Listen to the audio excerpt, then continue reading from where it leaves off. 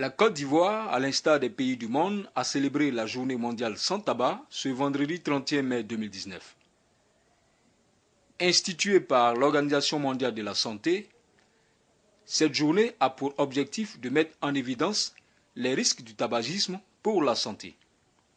En effet, plus de 5 millions de fumeurs décèdent chaque année à cause de leur consommation de tabac. En Côte d'Ivoire, c'est plus de 5 000 victimes par an. Selon le président de l'ONG CLUCOD, qui mène des actions en faveur des populations en vue d'aboutir à une vie sans tabac, Tal Lassina, les parlementaires ont pris l'engagement d'adopter le projet de loi en 2018. Malgré cette décision, l'examen de loi relatif à la lutte anti-tabac n'est pas encore programmé par l'Assemblée nationale avec l'agenda adopté par la conférence des présidents ce mois-ci. Alors, question, que faut-il faire ou quelles mesures prendre pour lutter efficacement contre le tabagisme en Côte d'Ivoire? Avec ce que nous voyons comme conséquence, je pense que le tabagisme est à éviter.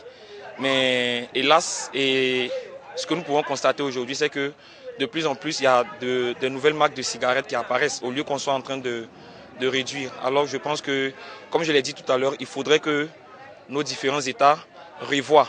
Parce que c'est vrai que le tabac fait entrer beaucoup d'argent dans le pays, il ne faut pas se le cacher, mais il faudrait revoir les différentes politiques quant à la distribution du tabac, quant à ce que le tabac représente pour nous, populations, surtout nous les populations africaines et particulièrement la population de la Côte d'Ivoire.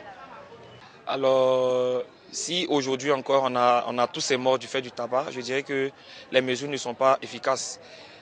Certainement parce qu'elles ne sont pas adaptées à nos réalités. Parce que le constat est que nous copions les différentes règles, les différentes lois sur d'autres États. Alors, il faudrait adapter ou réadapter ces lois-là à la Côte d'Ivoire. Pour lutter efficacement contre ce fléau, je pense que l'État doit, avec les mesures qu'ils ont déjà prises, il faut que ces mesures-là soient appliquées. Et il faut veiller au respect de ces mesures. Donc, je pense pour ma part que l'État doit peut-être avoir une petite police qui va sillonner ces endroits publics là où on ne doit pas fumer déjà pour faire respecter cette mesure-là déjà avant de peut-être prendre d'autres mesures. Parce que si les premières mesures prises ne sont pas respectées, et je vois qu'il est inutile de prendre d'autres mesures pour éviter et pour freiner l'avancée du tabagisme en milieu scolaire. Et puis bon, partout quoi. Sensibiliser beaucoup pour que ceux qui, d'abord, ne se sont pas encore adonnés à la cigarette ne commencent pas. Et puis, ceux qui y sont déjà, les amener à se retirer progressivement. Camarade Suleiman, je souhaite le plus profond de mon cœur pour que tu arrêtes un jour de fumer. Merci. Je trouve que c'est quand même regrettable de ne pas pouvoir comprendre que ce fléau détruit vraiment la jeunesse. C'est vrai que les gens doivent travailler pour de l'argent. C'est pour cela qu'il y a les sociétés de tabac. Mais encourager cela, c'est aider la jeunesse à mourir. Sinon, est-ce qu'on a besoin d'attendre une journée pour parler de ça? Je crois qu'on doit parler de ça tous les jours pour que les gens comprennent que c'est nuisible à la santé. On n'a pas besoin d'attendre une journée pour ça. Une seule journée pour dire non, pour aujourd'hui seulement, faut pas, on va fumer. Puis le lendemain, on a le droit de fumer. C'est que ça n'a pas de sens. Pour moi, on doit parler tous les jours de ce fléau pour que ça s'arrête. C'est pas bon. Je dis que ce n'est pas bon. C'est ce que moi je peux dire. Donc si c'est pour un jour, donc c'est pas la peine de faire la journée mondiale ou bien internationale sans tabac là. Ils n'ont qu'à faire tous les jours sans tabac et puis ça s'arrête. On dit qu'en Côte d'Ivoire ici on ne doit pas fumer dans les lieux publics. Mais les forces de l'ordre, tous ceux-mêmes qui doivent faire la police derrière ça, c'est eux-mêmes qui fument dans les lieux publics. Qu'est-ce que vous voulez que ça donne comme résultat? Rien. On ne respecte rien ici. Ils n'ont qu'à cesser de faire aussi les décrets. Ça sert à quoi de faire des décrets qu'on ne peut pas appliquer? De tirer un coup. Vous voulez Seigneur. Bon. J'espère que. Voilà. C'est une journée aussi, ça m'a pris de vitesse. Voilà, vraiment, il faut qu'il rende témoignage. Voilà. Donc vraiment, auprès du ministre, je m'en excuse parce que vraiment, c'est maintenant, si on veut bien voir, je m'imprègne de cette situation. Ouais, les mesures que le gouvernement prend, le côté où je vois que ce n'est pas efficace du tout, c'est au niveau de l'information. Voilà, l'information n'est pas bon, l'information ne passe pas tout le temps bien.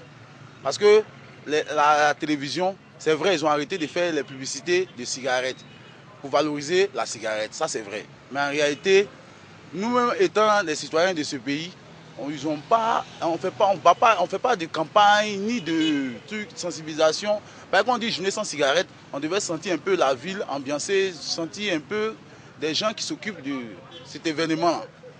Mais c'est ce qui manque. Voilà. Je suis Bounier Mamadou, un ancien fumeur. J'ai fumé plus de 25 ans. J'ai arrêté de fumer jusqu'à aujourd'hui, je ne fume pas. Depuis 92 à aujourd'hui, je ne fume pas. La cigarette est mauvaise. Je déconseille à nos jeunes de ne pas chercher à fumer. La cigarette n'est pas du tout bonne. Moi, j'ai encore les séquelles de la cigarette. Je cherche ma santé aujourd'hui. Le conseil que je donne à cette nouvelle génération, c'est de ne pas fumer. Fumer n'est pas bon. Donc sans tabac, je conseille les enfants de rester sans tabac. Bon, je crois que l'État est en train de faire les moyens, mais jusqu'à présent, les usines de cigarettes existent encore, de tabac existent. C'est ce qu'il faut faire. Parce qu'en sport, ils ont essayé d'arrêter les publicités de la cigarette, du tabac. Donc, je conseillerais toujours à l'État de taper encore du poing sur la table. Ces usines, on peut les transformer en d'autres usines pour la population. Parce qu'il ne faut pas laisser ces usines fonctionner pour créer d'autres problèmes encore à la nouvelle génération. C'est ce que je pourrais dire là-dessus. Il n'y a pas de secret, c'est un problème de volonté. Moi, j'ai décidé un soir comme ça de ne plus fumer et j'ai arrêté de fumer jusqu'à aujourd'hui. Définitivement. Définitivement. Quand quelqu'un même fume à côté de moi aujourd'hui, ça m'énerve. Vraiment, aujourd'hui, le tabagisme est en train de prendre beaucoup, comment on appelle, sur la tranche d'âge de 12 à 18 ans. Ceux-là, c'est les bras valides du pays.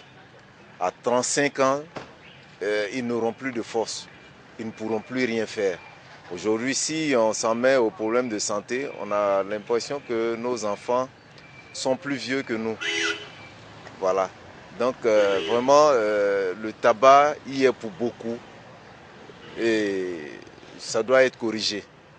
Si on arrête, de manière radicale, si on veut arrêter la consommation de la cigarette, on ne doit plus vendre. C'est simple.